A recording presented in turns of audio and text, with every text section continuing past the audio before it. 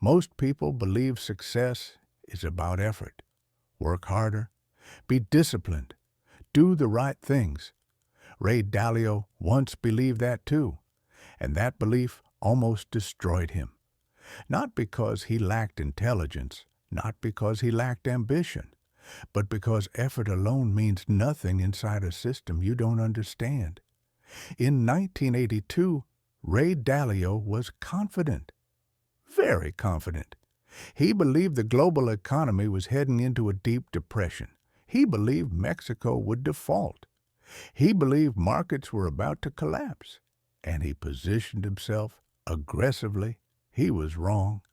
Interest rates went down instead of up. Markets rallied, and Dalio lost almost everything. He had to fire most of his employees. He was broke, and he was forced to confront a brutal truth. The world didn't fail him. His understanding of the system did. That moment became the most important lesson of his life. Dalio realized something most people never do. The economy is not driven by opinions or effort or intentions. It is driven by forces, forces that repeat, forces that don't care who you are, forces that produce the same outcomes over and over again. And if you don't understand those forces, you don't get rewarded for trying. You get punished for guessing. This is where Dalio's thinking diverges from conventional advice. Most people see the economy as unpredictable, chaotic, random. Dalio saw it differently. He saw it as a machine with inputs and outputs, with rules, with cause and effect. And once you understand the machine, outcomes stop feeling mysterious. Dalio's core insight was simple but uncomfortable. People don't fail because they are lazy. They fail because they are positioned incorrectly inside systems that compound against them. That applies to investors, workers, entire countries. The system doesn't ask how hard you're trying. It asks where you're standing. This way of thinking didn't come from theory, it came from studying history. Dalio spent years analyzing thousands of years of data, empires, currencies, debt cycles. He noticed something disturbing. Different civilizations, different cultures, different technologies, same patterns. The rise of credit, the expansion of debt, the illusion of prosperity, the inevitable correction, over and over again. Dalio understood that debt is not just a financial tool. It is a force that shapes behavior. When debt is cheap, people borrow. When people borrow, spending increases. When spending increases, asset prices rise. And when asset prices rise, people feel richer even if their real position hasn't improved. This illusion is where most people get trapped. They confuse rising prices with rising wealth. Dalio didn't. He understood that systems reward position, not optimism. Those closest to the source of money benefit first. Those further away feel the effects later. By the time inflation reaches wages, the damage is already done. This isn't corruption. It's mechanics. Money moves through systems in a predictable order, and those who don't understand that order end up absorbing the cost. This insight changed how Dalio thought about poverty. He didn't see it as a moral failure or an intelligence gap. He saw it as a positioning problem. Most people are placed in parts of the system where money loses value over time. Their income is fixed, their expenses are flexible, and their savings quietly decay. They are running faster on a treadmill that is speeding up. Dalio often said that people focus on symptoms instead of causes. They argue about wages, about taxes, about fairness, but they ignore the deeper structure. Who controls credit? How incentives are designed? how time amplifies small advantages. Without understanding those forces, no amount of effort changes the outcome. This is why Dalio rejected simple narratives. He didn't believe markets were evil or benevolent. He believed they were indifferent. Markets don't care about fairness. They care about rules. And the rules don't change just because people don't like the results. What makes Dalio dangerous, intellectually, is that he removed emotion from the equation. He didn't ask who deserved what. He asked what was happening and why it kept happening. That mindset is rare, and it explains why most people remain trapped in systems they don't even realize they're inside. By the end of this realization, Dalio stopped trying to predict outcomes emotionally.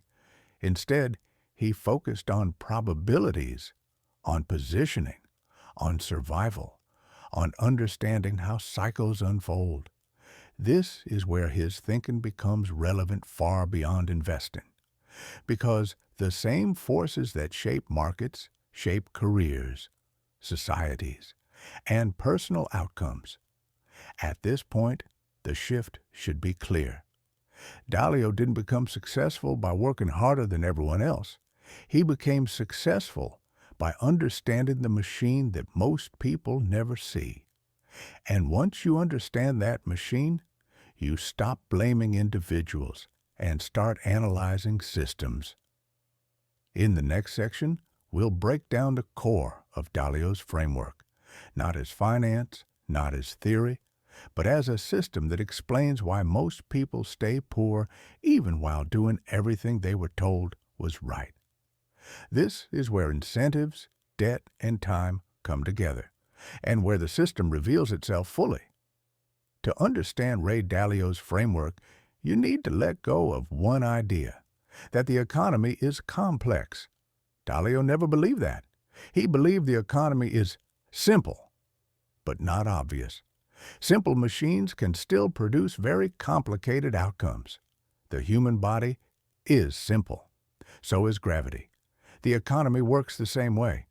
A few core forces interact over time, and the results compound. Most people never see those forces. Dalio made his career by obsessing over them. At the center of Dalio's thinking is one idea above all others: debt cycles. Not as headlines, not as crises, but as the engine of the entire system. Dalio understood that debt is not inherently bad. In fact, it's essential. Debt allows future productivity to be pulled into the present. Used correctly, it accelerates growth. Used excessively, it destroys stability. The problem is not debt itself. The problem is who controls it, how it's distributed, and how long it's allowed to compound. Dalio divided economic history into two repeating cycles: the short-term debt cycle and the long-term debt cycle. Most people only experience the short one. They see expansions, recessions, recoveries. They assume this is normal volatility. Dalio saw something deeper. He saw debt stacking on top of debt, cycle after cycle, until the system could no longer absorb it. That moment is where most people lose. In the short-term cycle, credit is cheap. Interest rates are lowered. Borrowing increases. Spending rises. Asset prices go up. People feel wealthier even though their underlying productivity hasn't changed. This is where optimism thrives. But Dalio noticed something critical. Every expansion plants the seeds of the next contraction, because debt is future consumption, and eventually the future arrives. As debt accumulates, interest payments grow. Cash flow becomes fragile. Small shocks cause large reactions. At this stage, central banks usually step in. They lower rates further. They inject liquidity.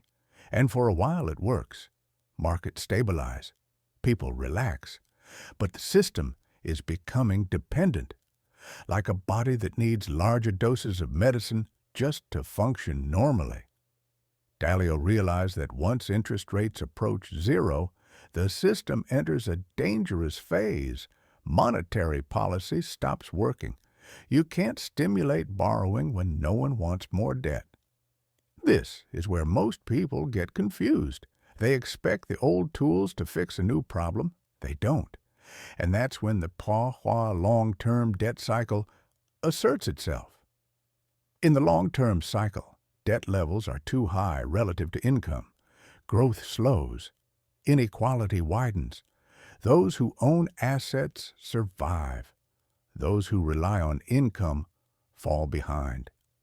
Dalio observed this pattern in every major empire he studied. The Dutch, the British, the Americans, different centuries, same structure.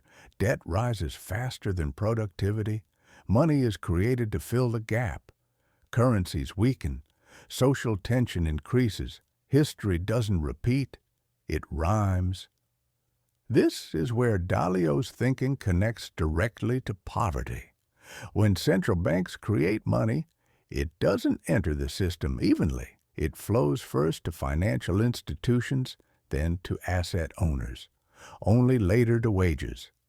By the time it reaches most people, prices have already adjusted. The system quietly transfers value from those who save in cash to those who hold assets. Not by conspiracy, by design. Dalio never framed this as good or evil. He framed it as reality.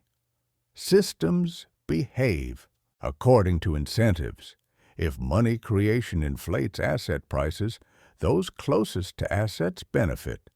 Those farthest away pay the cost through rising living expenses. This is how inequality widens without anyone explicitly choosing it. This is also why Dalio warned repeatedly about misunderstanding inflation. Inflation is not just rising prices. It is a reordering of claims on future wealth. Those with fixed incomes lose flexibility. Those with debt gain relief. Those with assets gain leverage. Most people experience inflation as confusion and frustration. Dalio experienced it as math. Another core insight in Dalio's system is the relationship between money and power. Throughout history, the dominant power is also the dominant currency issuer. Rome, Britain, the United States. When empires rise, their currencies are trusted. When they decline, debt increases, money is debased, and trust erodes. This is not ideology. It is observable history. Dalio understood that poverty increases when systems prioritize stability of institutions over stability of individuals. When preserving the system requires sacrificing purchasing power, the cost is socialized downward. Most people never see this connection. They feel the pressure but don't understand the source. Dalio saw it clearly. This is why Dalio emphasized diversification. Not as a financial tactic, but as a survival strategy. Diversification across assets, across geographies, across time.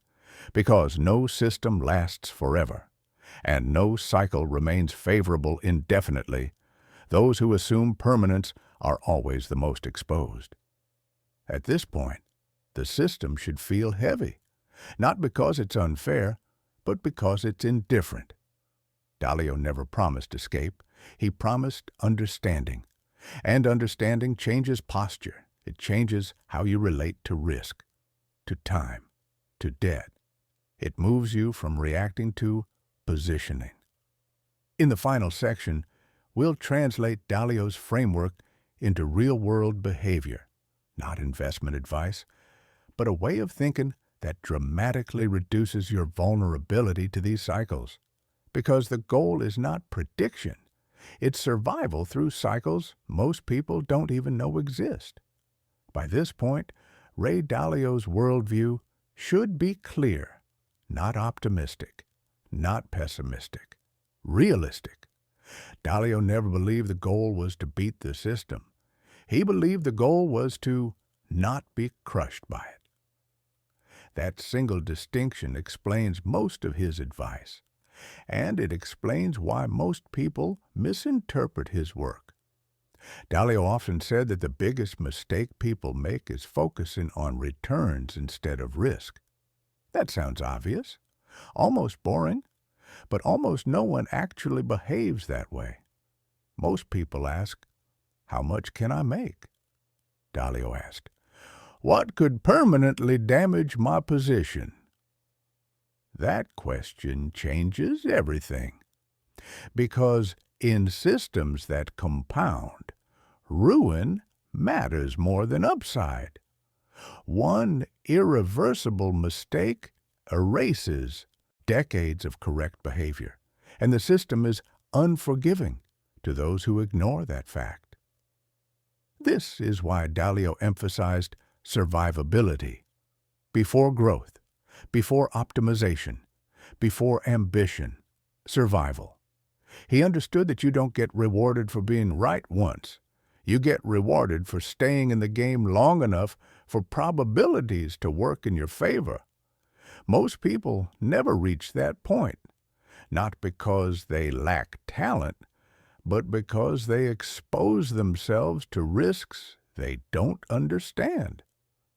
Dalio's approach to risk was not emotional. It was mechanical. He treated uncertainty as a permanent feature of reality, not a temporary inconvenience. Instead of trying to predict exact outcomes, he prepared for ranges of outcomes. This is why diversification was central to his thinking. Not diversification for returns, diversification for samake. Resilience. When you are diversified, no single event can destroy you. And when nothing can destroy you, time becomes your ally. This thinking applies far beyond investing. Dalio believed that most people remain poor because their lives are fragile. One expense breaks them. One crisis destabilizes them. One mistake sets them back years. The system exploits fragility.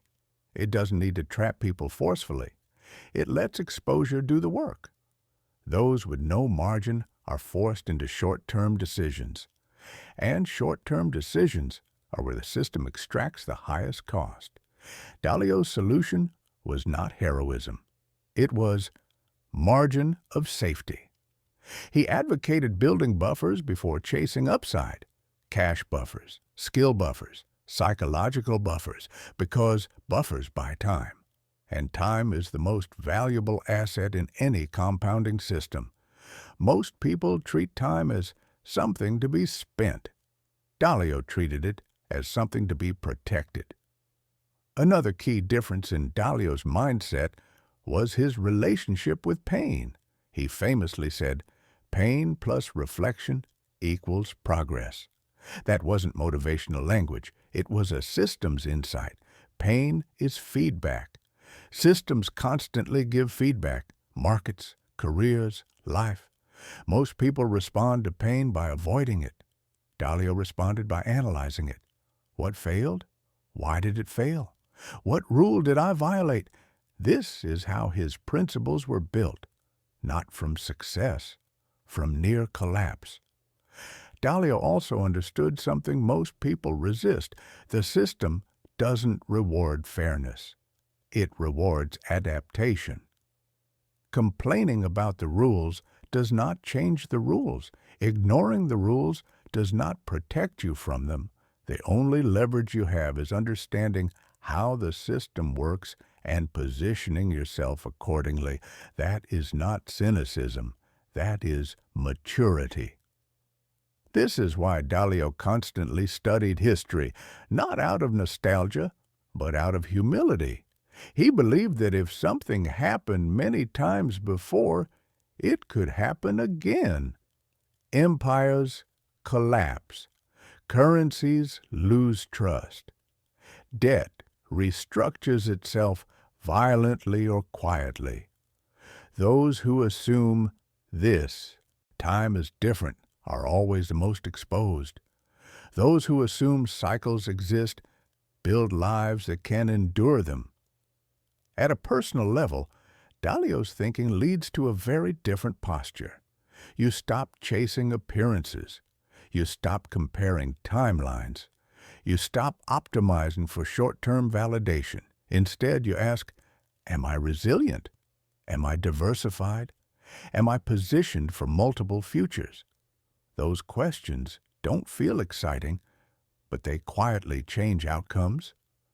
Most people stay poor not because they lack opportunity, but because they are structurally fragile inside systems that punish fragility. Ray Dalio didn't escape this by luck. He escaped it by seeing the machine and respecting its rules. The system doesn't announce itself. It doesn't explain outcomes.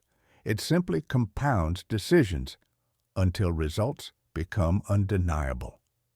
Those who understand the rules feel this process as alignment. Those who don't experience it as unfairness. The difference is not intelligence, it's awareness. Once you see the system through Dalio's lens, you can't unsee it. You notice how incentives shape behavior, how debt pulls the future into the present, how time amplifies small advantages and small mistakes. And you realize that most people were never taught to see any of this. Ray Dalio's real lesson was never about markets. It was about humility in the face of systems larger than yourself. Understand them, respect them, position yourself accordingly. That mindset doesn't guarantee success, but it dramatically improves odds. And in a world governed by cycles, odds are everything. Which part of Dalio's system changed the way you see the world? Was it debt? Cycles? Risk? Time? Write it in the comments. Once you name the rule, you start seeing it everywhere. And once you see it, the same world begins producing different outcomes.